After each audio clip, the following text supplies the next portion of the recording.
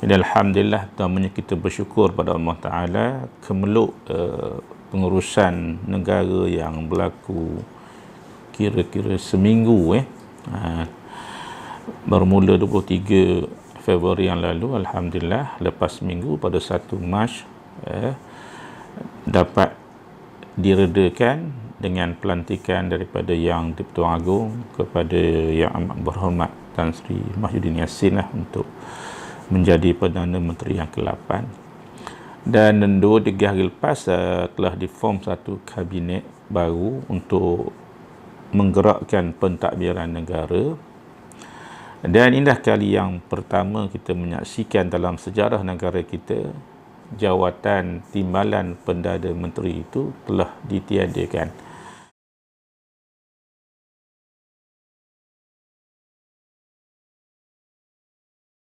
Jadi dari segi politik macam-macam andaian yang dibuat, cuma saya suka menarik perhatian tentang latar belakang pembentukan kerajaan baru ini adalah ekoran daripada terkuburnya kerajaan Pakatan Harapan yang memerintah tidak sampai 2 tahun dan terlalu banyak isu yang menyebabkan rakyat merasa gelisah, terutama di kalangan etnik Melayu yang menjadi penduduk majoriti Malaysia, menyentuh tentang isu-isu tentang pengurusan kewangan, tentang nasib dan masa depan orang Melayu yang terjamin dalam perlembagaan, dan ada juga perkara-perkara yang seolah-olah cuba merobekkan nilai-nilai, norma-norma yang menjadi asas negara bangsa di Malaysia ini. Di samping yang besarnya ialah isu rakyat ternanti-nanti dengan janji-janji manifesto pilihan raya yang semakin hari nampak semakin tenggelam, menyebabkan berlaku satu gelombang, bukan sekadar dia melibatkan ahli-ahli politik, tapi kehendak rakyat bawahan sendiri yang nampak nasib mereka tidak terbela, kerana perubahan yang dilakukan pada pilihan raya yang ke-14 adalah untuk bergerak ke arah lebih baik setelah rakyat melihat beberapa isu besar dalam ekonomi negara, pengurusan negara campur dengan cerita-cerita yang ditambah dan seumpamanya. Dan berlakulah apa yang berlaku, dan alhamdulillah pada 1 Mac yang lalu Perdana Menteri baru dilantik, dan kemudian ia menjadi persoalan pada hari ini. Sejarah tercatat jawatan Perdana Menteri tanpa timbalan Perdana Menteri. Antara andaiannya yang seperti mana yang disebut tadi, kesukaran untuk meletakkan sesiapa sahaja di situ kerana gabungan yang tersangat baru, gabungan yang dinamakan Perikatan Nasional yang agak terlalu baru, dan ada kemungkinan sukar untuk meletakkan calon-calon daripada pelbagai parti. Cuma yang saya tidak nak bincang isu itu, yang saya lebih nampak ialah saya melihat ini suatu keadaan atas ijtihad Perdana Menteri untuk meredakan keadaan dan memberi tumpuan kepada isu yang sebenarnya ialah untuk memperbaiki ekonomi negara, yang kebetulan ketika ini pengurusan baru berdepan dengan isu yang agak kritikal, COVID-19 yang menjejaskan ekonomi seluruh dunia dan Malaysia tidak terkecuali. Jadi sebagai Perdana Menteri, saya rasa satu langkah yang baik untuk tidak mewujudkan jawatan Perdana Menteri, timbalan Perdana Menteri ini bagi mengimbangi suasana tuntutan semasa. Dan saya melihat benda ini sebenarnya bukan satu isu besar, kerana Perdana Menteri akan dibantu oleh 4 Menteri Kanan yang kalau kita perhatikan mewakili gabungan-gabungan utama dalam parti-parti Perikatan Nasional.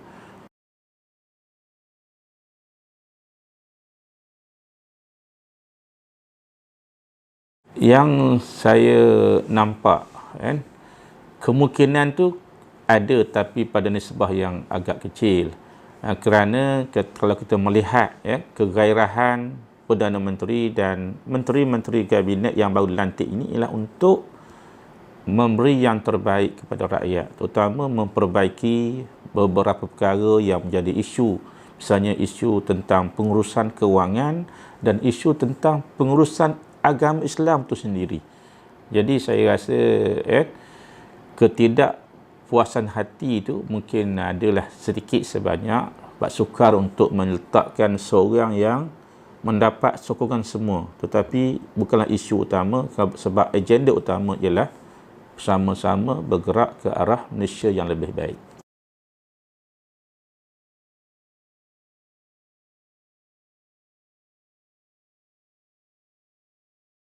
Satu persoalan yang sangat menarik lah. Sebab sehingga hari ini saya tidak nampak maknanya penganalisa politik tempatan pun tidak boleh menjangkakan sesuatu di sebalik peristiwa ini.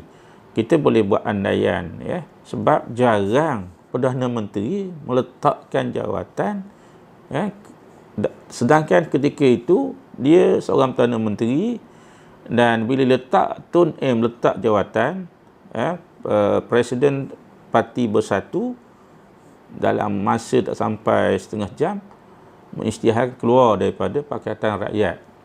Jadi kemudian apabila dilantik menjadi Perdana Menteri interim, dan Tun M juga menampakkan keinginan untuk memegang semula jawatan tersebut. Ini suatu yang sukar dibaca, sukar dibaca. Dan ada juga analisa yang dibuat kononnya ada suatu agenda di sebalik itu. Cuma bagi saya lah, sebagai tokoh negarawan yang hebat di Malaysia, mungkin Tun M ada dia punya perancangan dan seumpamanya. Cuma yang lebih penting ialah kita nak melihat lepas ni, sebab Tan Sri Mahyudin Yassin dari pasukan yang sama dengan Tun M dalam gabungan Pakatan Rakyat. Sebab itulah orang buat andaian seolah-olah ini suatu cara untuk menyekat timbalan Perdana Menteri yang menunggu terlalu lama, tunggu, akhir sekali terlepas. Cuma yang menariknya ialah kita nak melihat lebih ke depan, yang berlaku tak berlaku, bagaimana Tan Sri Mahyudin Yassin untuk menguruskan partinya, Parti Bersatu, yang sekarang ni seolah-olah, tapi saya tak nampak besar pun, terpecah dua.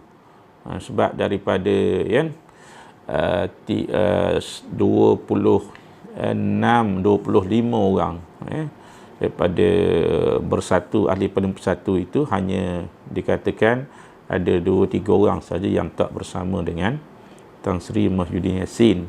Tapi saya yakin persoalan itu akan dihuraikan dalam masa terdekat setelah negara agak stabil. Sebab dia tidak boleh dalam Parti Bersatu tu sebahagian tidak bersama dengan Presiden dan sebahagian lagi dengan Pakatan Harapan. Satu yang janggal, sebab dia akan memberi kesan yang agak menyusahkan dari segi pembentukan kerajaan negeri. Cuma insya-Allah saya yakin ada sesuatu yang akan berlaku yang penting untuk kebaikan negara.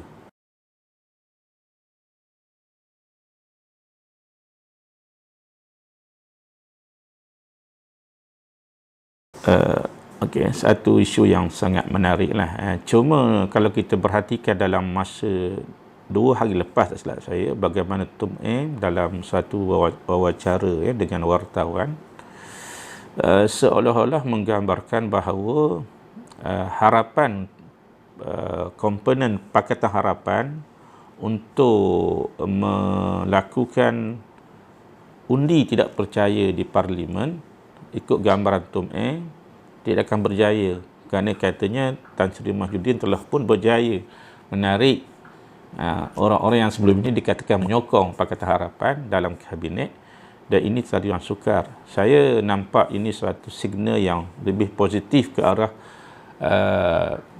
parlimen yang lebih bertanggungjawab, dengan ahli-ahli parlimen yang lupakan apa yang telah diselesaikan ini, move forward, bergerak ke depan dengan perbahasan-perbahasan yang berinformasi.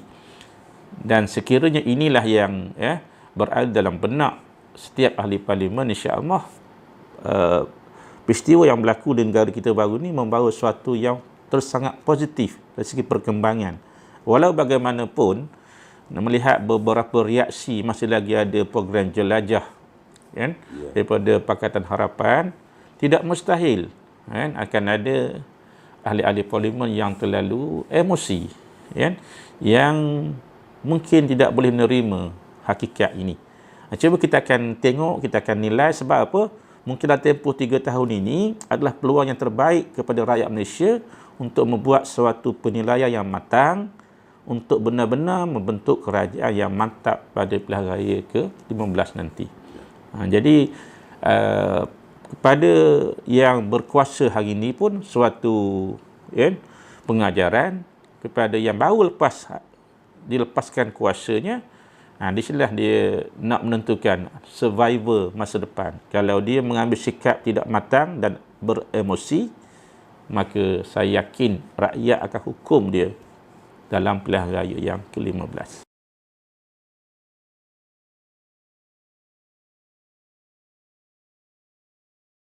Setelah rakyat tertunggu-tunggu hampir 5-6 hari tentang pembentukan kabinet baru, dan antara yang agak mengejutkanlah tentang pelantikan Mufti Wilayah Persekutuan Datuk Seri Dr. Zulkifli ke Menteri Portfolio Agama.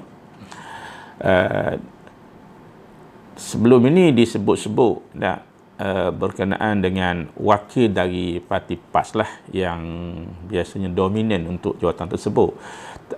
Saya secara peribadi dan saya melihat ini suatu perkembangan yang sangat baik. Sebab apa? Sebabnya antara isu besar dalam dalam pentadbiran kerajaan yang lalu, yang pertama pengurusan kewangan negara.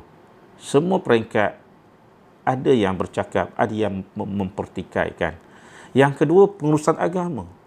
Sehingga pengurusan agama ni semua pihak sampai ke budak sekolah pun maknanya memperlekehkan seorang tokoh daripada pendidikan agama yang menguruskan agama sebegitu.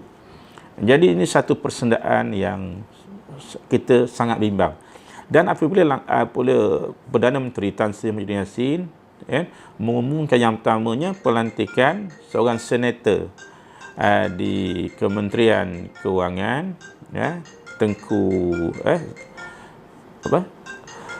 Zafril dan juga senator di bahagian agama, iaitulah Datuk Seri Zulkifli yang juga bekas Mufti Wilayah Persekutuan. Saya melihat satu usaha yang sangat berani oleh Perdana Menteri untuk mewujudkan semula keyakinan masyarakat terhadap dua pengurusan yang sebelum ini dipertikaikan. Kerana setakat ini Datuk Dr. Mufti Wilayah ini antara figur pemimpin agama yang dihormati, dengan ilmunya, dengan penampilannya yang bersahaja, dengan gaya yang lemah lembutnya. Dan saya yakin semua rakyat Malaysia akan terima daripada parti mana sekalipun. Dan sekiranya seandainya kita mengekalkan tradisi lama, meletakkan seorang orang politik di situ, walau elok mana yang dia buat, musuh politik akan condemn. Ini kita bimbang menjadi trend masyarakat menghentam tanpa secara membuta tuli. Dan ini akan merosakkan masyarakat kita. Dan saya berkeyakinan penuh insya-Allah dengan isytihad Perdana Menteri ini, pengurusan agama akan lebih dihormati. Dia bukan soal betul, salah, tepat, tapi lebih dihormati. Dan tanpa kita menafikan timbalan Presiden PAS Datuk Tuan Ahmad Muhammad mempunyai pendidikan agama. Dan yang kedua ni dari segi Kementerian Keuangan, apabila seorang tokoh profesional yang hebat di peringkat antarabangsa, peringkat kebangsaan diletakkan di situ, insya-Allah boleh meredakan komplain-komplain, komen-komen, cakap-cakap yang tidak baik tentang pengurusan kewangan negara. Cuma yang lebih menarik lagi ialah apabila jawatan menteri yang menjaga agama ini diberikan kepada bekas mufti, dan kita melihat satu fenomena baru dalam masyarakat kita, bahawa tidak semestinya orang yang berpendidikan agama itu tidak mampu menguruskan perkara-perkara yang lebih bersifat profesional.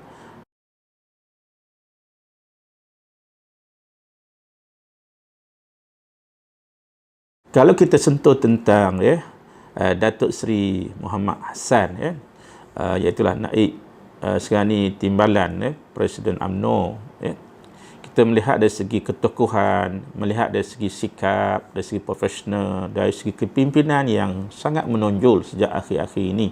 Dan ramai orang tertanya mengapa Datuk Seri Muhammad Hassan ini tak tersenarai dalam kabinet Tan Sri Muhyiddin Yassin. Bagi saya mungkin ada sesuatu perancangan lain yang sedang diatur, disusun, sebab memanglah kalau dari segi kita melihat dari segi kebolehan, kepimpinan, kredibiliti begitu hebat, saya yakin ada sesuatu perancangan lain. Mungkin Datuk Seri Muhammad Hassan ini disiapkan untuk di negeri dan seumpamanya. Walaupun sekarang ni memang dia adun, kalau dikehendaki tak ada masalah untuk dilantik sebagai senator. Cuma saya yakin ada perancangan lain, sebab memang ramai orang tertanya-tanya, sebab dalam era muafakat nasional yang ditentukan oleh PAS dan UMNO, yang juga merangkumi rakan-rakan daripada MIC, MCA, dan Datuk Seri Muhammad Hassan lah yang dianggap sebagai leader, sebagai mengetuai pemuafakatan ini, dan tiba-tiba dalam kabinet baru tak disenaraikan. Cuma saya yakin ada perancangan yang lebih teliti, insya-Allah. Cuma sama-sama kita lihat dan kita sama-sama bekerjasama, berdoa, berharap insya-Allah dengan barisan kabinet yang ada ni, walaupun orang petikai semakin ramai berbanding Pakatan Harapan, dan mudah-mudahan insya-Allah apa juga kerja ni sebaik mana pun tak pernah sunyi daripada kriteria manusia. Cuma kita yakin kita kerjasama insya-Allah untuk yang lebih baik. Allahu a'lam.